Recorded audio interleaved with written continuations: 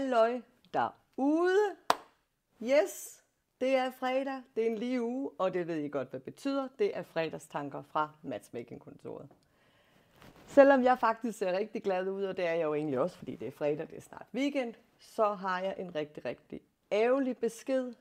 Lejerne her i huset har fået det at vide, men vores sødeste og dejligste kollega, vores receptionist Winnie, hun har valgt at opsige sin stilling, fordi hun skal videre i sin karriere. Det er vi selvfølgelig rigtig kede af, så vi skal jo så finde ud af at finde en ny, der kan være lige så god som hende, og det bliver svært til at varetage opgaverne her i huset. Men da det kun er lejerne i huset, der har fået det at vide, så synes jeg lige, at jeg vil fortælle jer det. Winnie, hun stopper ved udgangen af september. Det var de dårlige nyheder, og så skal vi over til nogle af de bedre nyheder. De 2 medarbejdere fra SDUX, Henrik og Pia, er nu startet og skal i gang med at arbejde med efter videreuddannelse. X'et i SDUX, det står jo for eksperimentarium, så det her det er et eksperiment, vi laver sammen med SDU, og det bliver vildt spændende at se, hvad der kommer ud af det. De er her rigtig meget i huset.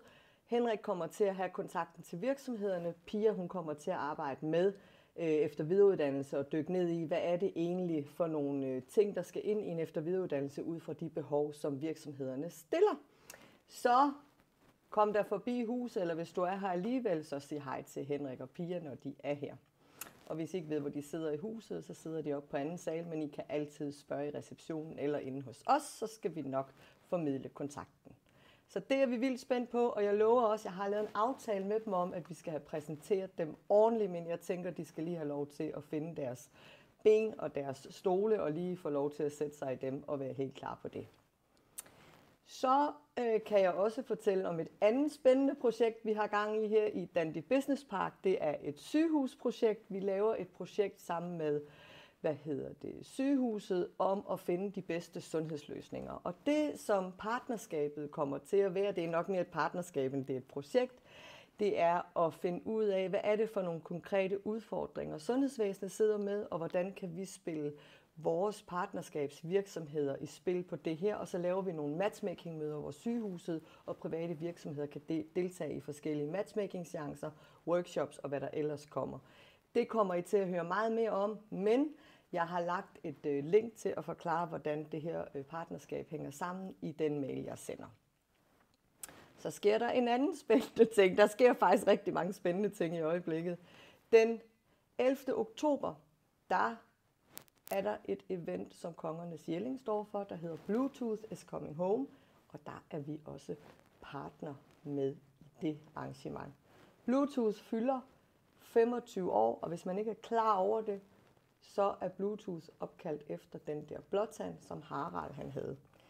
I har mulighed for at være med. I har også mulighed for faktisk at have et lille udstillingsområde på det VIP-event, der er nede i Spektrum her i Vejle den 11. om aftenen.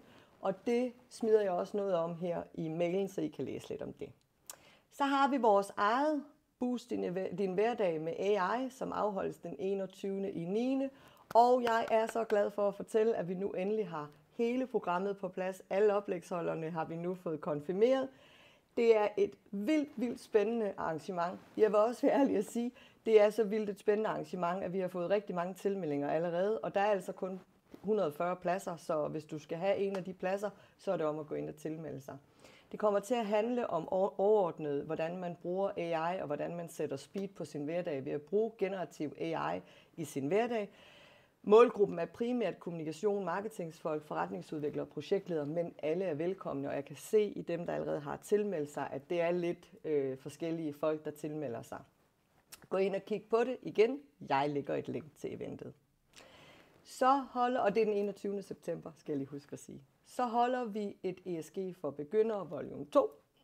Den 27. oktober, det har vi nu også fået lagt på hjemmesiden, så man kan tilmelde sig. Vi har ikke fået alle oplægsholderne på plads endnu, men den overordnede dagsorden om, hvad det handler om, ligger allerede derinde.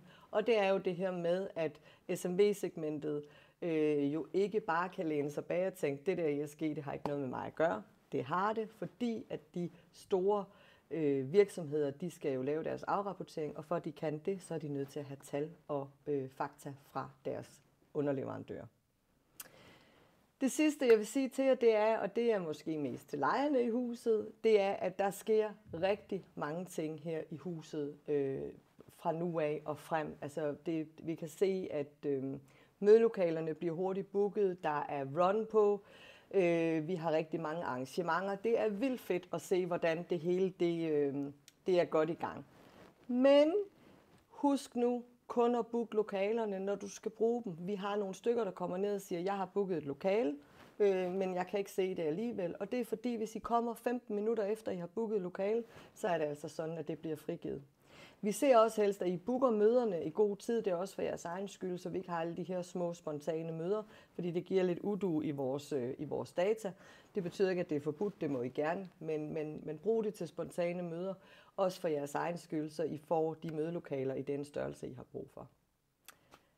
Det var virkelig mange informationer på cirka 6 minutter, og jeg har ikke mere til jer lige nu. Så jeg vil ønske jer en rigtig god weekend, og jeg håber, I får en skøn en af slagsen, og så ses vi i næste uge. Hej hej.